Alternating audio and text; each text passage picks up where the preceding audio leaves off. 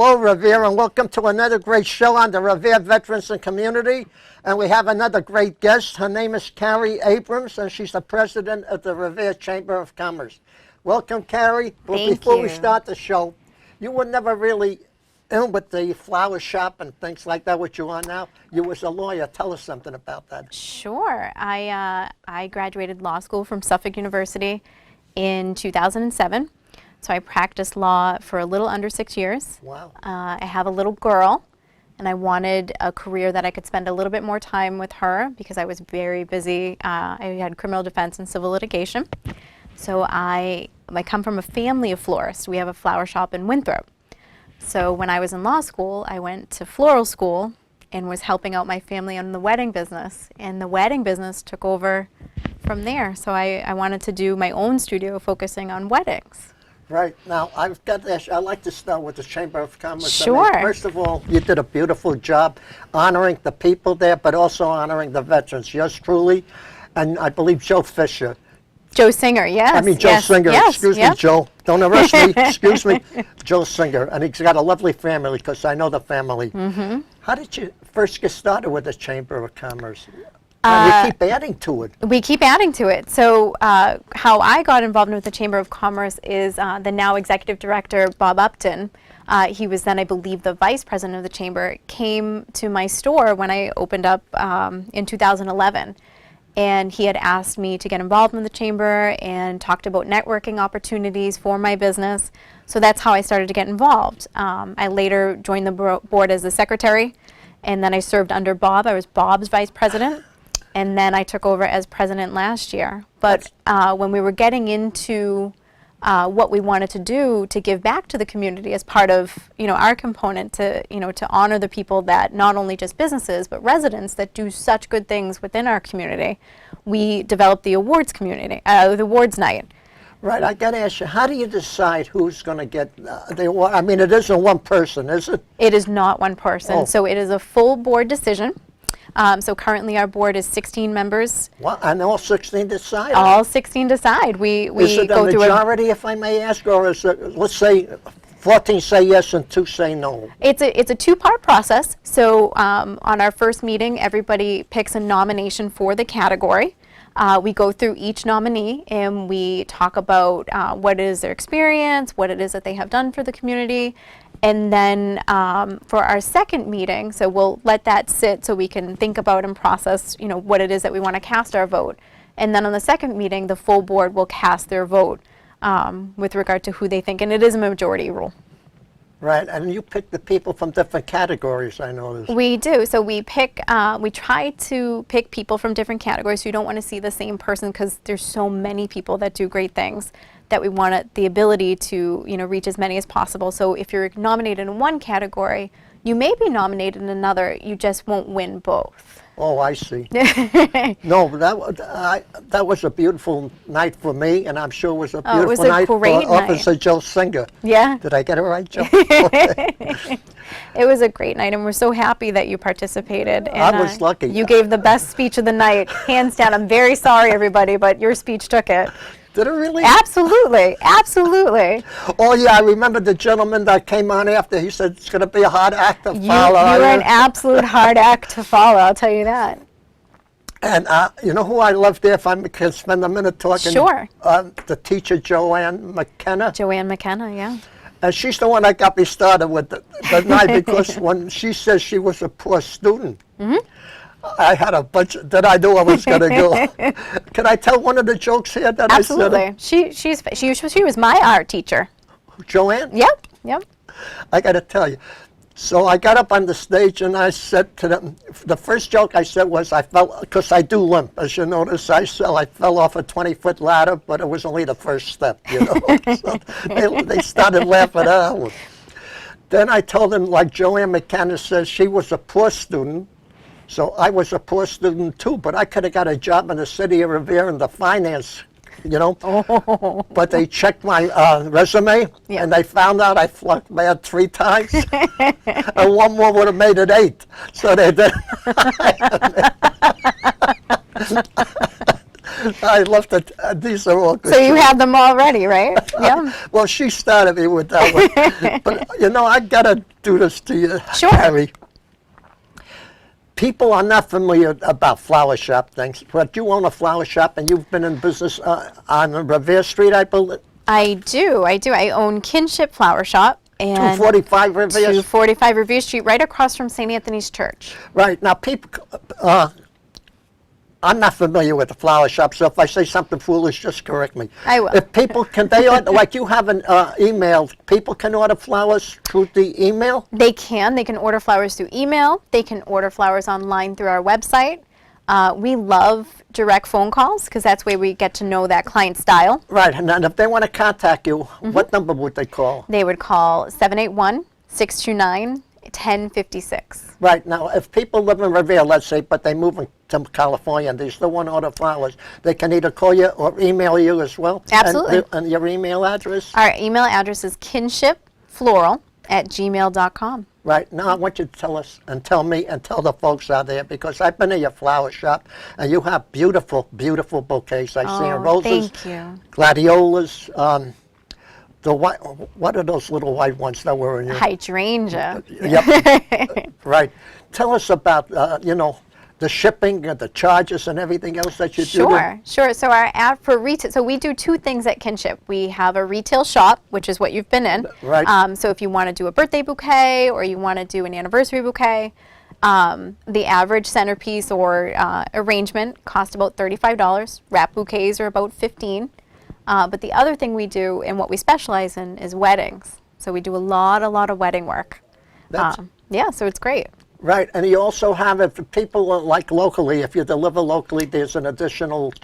Right, so our local delivery is around $8, and then it extends out there. We go all over the North Shore. We go through downtown Boston.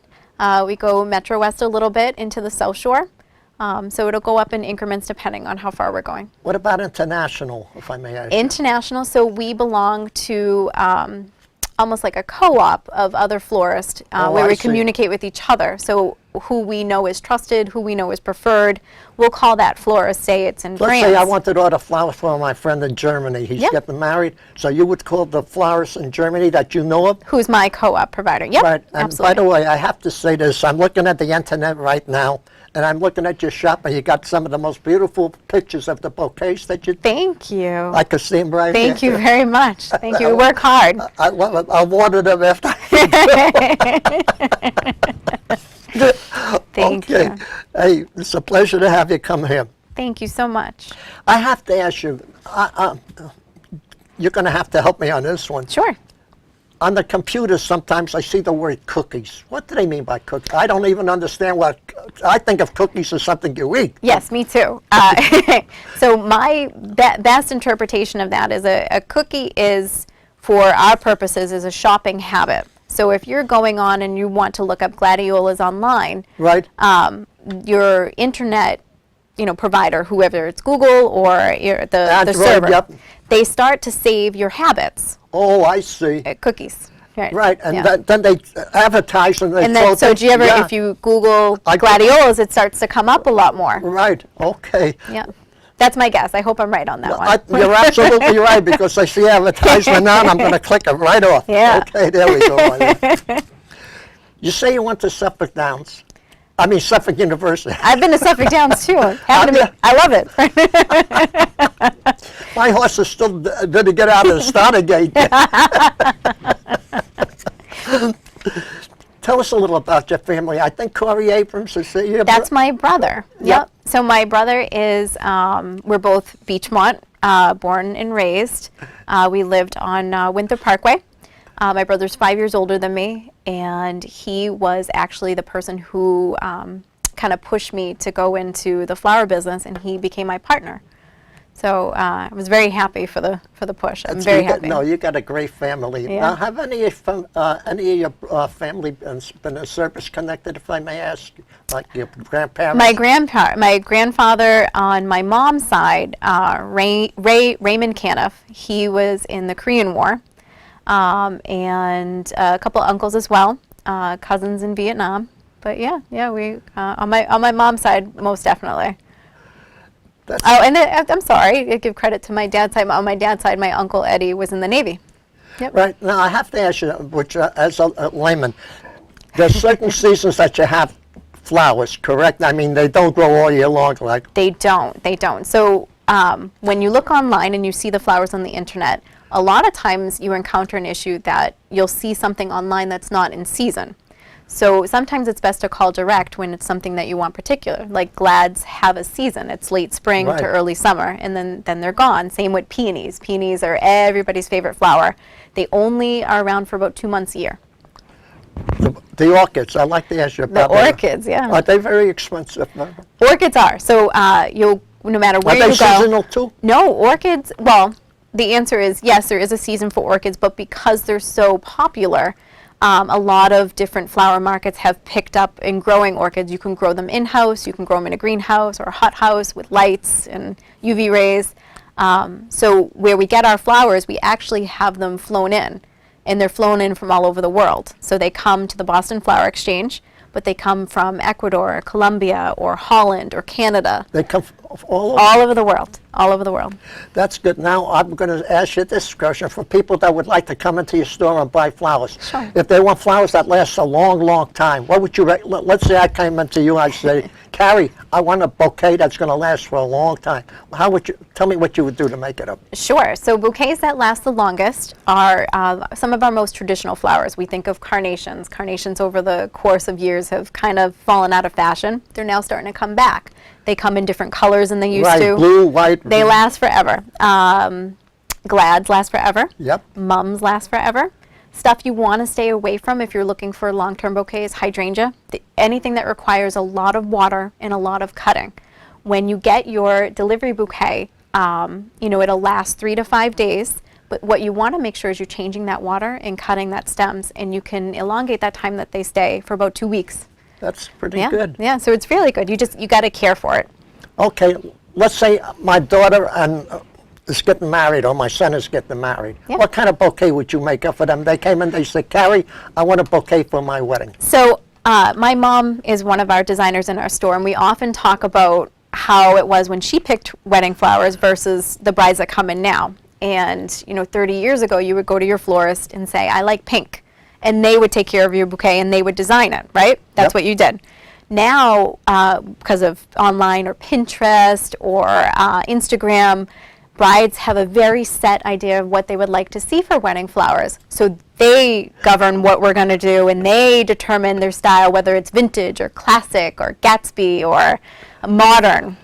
Excuse me, so for different seasons, for different occasions they have, like for Mother's Day you would have different flowers. Yep. What- So Mother's Day are pinks and mums and I know Mother's Day and married and babies and all that. Now I'm talking, these are mostly women. But now Yes. we got Father's Day coming up soon. Do they get do people come in and buy? yeah, they do. So you'll see a lot of plants for Father's Day. We see a lot of dish gardens, and you're coming now are those terrariums. So these Oh, yeah. large glass, they look like fish bowls with a lot of different little plants in them and rocks. They're very, very popular, and it's an excellent gift for a guy. I was going to ask you, I watched on TV and I saw that in slow motion they have what they call, it's a fly eater, a plant that opens up. And The Venus flytrap. Flytrap, I yeah. just saw them in the market today. You mean people actually buy them? People actually buy them, and I couldn't help but touch one. They're very cool. So how do they work? They have the little fuzz sticking out, and the minute you make contact with them, they... Yep. Did you ever see Little Shop of Horror? Oh, yeah. Yep. It's like that. It looks Eat just me, like, eat oh me. yeah. But that was a big one. That was a big one. So they're little guys, but they very much like him. Oh, is that is like the Venus flytrap, is that the only type of plant that eats insects, if I may say? Yeah, so there's probably different varieties of a Venus flytrap, but that's the most common that we think of. That's the most available around here, or And safest. people actually buy them for their Oh houses? yeah. Now, South America. Yes. I like to go down to South America. 'Cause Me it's too. warm there. What kind of plants, flowers come out of those? Because you said different countries. Sure. So in South America, any roses that you would get at your florist, roses that you would get at, say, Stop and Shop or Market Basket, the majority of them are coming from South America. They come from Colombia, Ecuador, Venezuela has a fantastic rose market. Venezuela? Yep. So they come they cut them in the fields. They pack them in what's called a dry cut. So they cut them right from the stem, from where they're growing out in the farms, and they pack them right away. So they don't put them in water. They pack them in ice. They bring them over to customs, and they come in through Boston International Airport. They go to the flower market. They recut them, which was called a hydration cut or a processing, and then we buy them. Okay. Question. From the time they picked Yes. till the time they get to you, Yeah. how much time has elapsed? 2.5 weeks, maybe. Sometimes a month if customs lays them up a little bit. They So got to go through customs too? they have to go through customs. Yeah. Yeah. So we'll often have little visitors that come in our packages. Oh, if you it's mean coming little direct. buggers? Bugs, frogs, worms. Frogs? Yeah. Yeah. It happens. I know I'm going to answer this foolish question, but I got to slip it out. Snakes anytime? I haven't seen a snake. The most I've seen. I'm talking little gardens. I'm not No, talking I haven't seen them. No, I don't want to. But a frog, definitely a frog. So what happens to those animals that come in? Like, let's say the frogs. So for the bugs, I'm sorry to say, I think we probably, they're Euthanize them? We euthanize them, Okay, or they're lost in transit. They haven't taken to the altitude in flight. I know we let a frog go and probably messed up the ecosystem, but we did let them go in a marsh. Oh, okay. Good. I'm going to change the subject now. You got it. I want to go back to the Chamber of Okay. Commerce. You got a lot of businesses coming in Revere. And can I ask you, tell us a little about the history, how many people that are members of the Chamber? I mean, Sure. businesses I'm talking Businesses, sure. So for businesses, we currently have a little over 200 members, which is pretty Wow. good. Yeah. Very good. Yeah, yeah. Very good. Yeah, and we have our board and our executive director, Bob Upton's out there every day. Who's you know, that looking for- gentleman? I can't pronounce his last name, but I remember him. He was very the one that was the master of ceremonies there. Michael Nicastro. Yeah. Right. He is the community liaison director from East Boston Neighborhood Health. So we know that East Boston Neighborhood Health opened up a satellite facility on Revere Beach. Oh. And so they're servicing clients and patients down on Revere Beach. So in other words, it's not only Revere businesses that are members of the Revere Chamber, they're from outside, like some Right. around the area? Absolutely. When you think about, the ability to shop online, I also want to grab clients from Winthrop or Everett or Malden. So does the Chamber. Just because, I'm a business in Malden, I want Revere customers. That's Joining fantastic. the Chamber is a great idea to do that, right? Right, and you also, I'm looking over here, that you also do a lot of things for the community beside that. We do. For the We do. kids, tell us some of the things. So that, each and the events you have coming up too, by the way. Right. So thank you. Each board has, or each president in their term has something special that they hold to them that they want to see done during their term of service. And mine in particular was community outreach. I wanted to How see long more is your of that. term of service? 2 years. I'm That- ending my second term. And that's I'm it? in my second year. You can't be, that's it? So you could if you wanted to, but we'd like the opportunity for other people Oh, to I get see. involved. So you don't want to discourage that. Okay, So Michael Nicastro is the next president. right, that's the gentleman. Yeah. Yeah. I hope to get him on here. I try to. Oh, once you get him on here, he won't stop talking. No. He'll all right. He would be happy to come. No, he's a very nice gentleman too. He's And a Bob- Revere resident. Is he? Yes, Ward 4. I got to get a hold of him. But people don't know that Bob Upton is also head of the Veterans Service. He is. He And is. tell us where he's located at. So Bob is the head of Veteran Services for the town of Belmont. And he's so active with his post there. And I know that they just had their Memorial Day services as well. Right. But Bob is active down Revere Beach, the Historical Society with regard to Revere Beach preservation. But his, he just loves the chamber. He's so dedicated to the chamber, and we're so happy to see him move into a role where he can grow the chamber in membership and direction. We're happy to see him at the helm again. I remember when Suffolk Downs was running to try to get the casino. He was always down there working on it. He was. He Right. was a great advocate. By the way, Suffolk Downs, I don't know if you know, are they going to be doing anything with the land there? Do you have any rough idea what So they I don't know. I know that they are very much still an active member of our community, an active member of the chamber. how they were 5 years ago with regard to being a good community member is still true today. With regard to their business, I don't know what they plan for the land. I do know that Cirque du Soleil is there right now. Do you know what that is? Yep. Suffolk Downs? Yes, so Cirque du Soleil, the French acrobatic circus, is putting on a month-long series of shows in Suffolk Downs' parking lot. They set up circus tents. It's great. And it's it's hailing already people there from now? It's there now. And yeah. it's running, do you know how long it's going to be there? I think the last show is probably July 9th. But it attracts people from all over. They have a Las Vegas show. So the fact that they're here at Suffolk Downs is great for our community. I have to tell you, I went on the Facebook at home last night, Yeah. and I never saw a magic show. Yep. A magic show. But if you ever go on Facebook, there was one person there out of this world. What he did is he took two things that were lit up, like a firecracker, Yep. but big fire, and he put them together, and a bird come flying out of there. No, it's, literally. Yeah. No one, I couldn't believe to watch him, and so, you That's know. awesome. So but- there's a little bit of illusion in Cirque du Soleil. Not so much Oh, magic, but illusion, definitely. That's yeah. the word I was Yeah. saying, right. Oh, yeah, yeah. My wife thinks I'm an illusion too sometimes.